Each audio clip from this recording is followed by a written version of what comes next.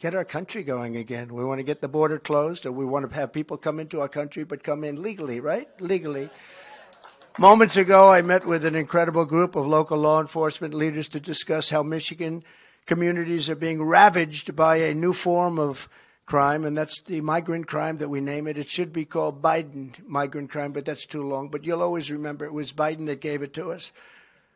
11 days ago, right here in Kent County, a 25-year-old Michigan woman named Ruby Garcia, who's become a very well-known name, beautiful young woman, was savagely murdered by an illegal alien criminal. Under the Trump administration, this monster had been deported, thrown out of the country, wasn't going to be able to come back because you just have to look at the charts. It was very, very hard to get in. But he came back, and we threw him out of the country, and crooked Joe Biden took him back and let him back in and let him stay in, and he viciously killed Ruby. The illegal alien charged with Ruby's really heinous killing, and this is somebody that had many, many arrests, including for some very bad crimes that he committed. And he was set loose to roam our streets, and in this case, set loose to roam in Michigan by politicians that are left and weak and stupid.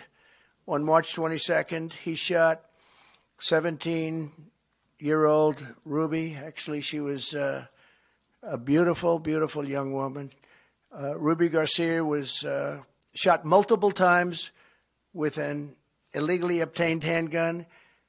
Her body was dumped on the side of a highway, left to die, actually. Had a little life left to die.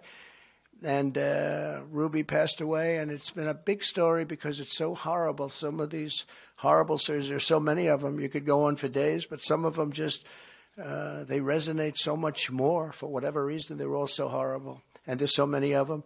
Now Ruby's loved ones and community are left grieving for this incredible young woman, remembering what they called her. They said she had just this most contagious laughter, and when she walked into a room, she lit up that room. And I've heard that from so many people. I spoke to some of her family.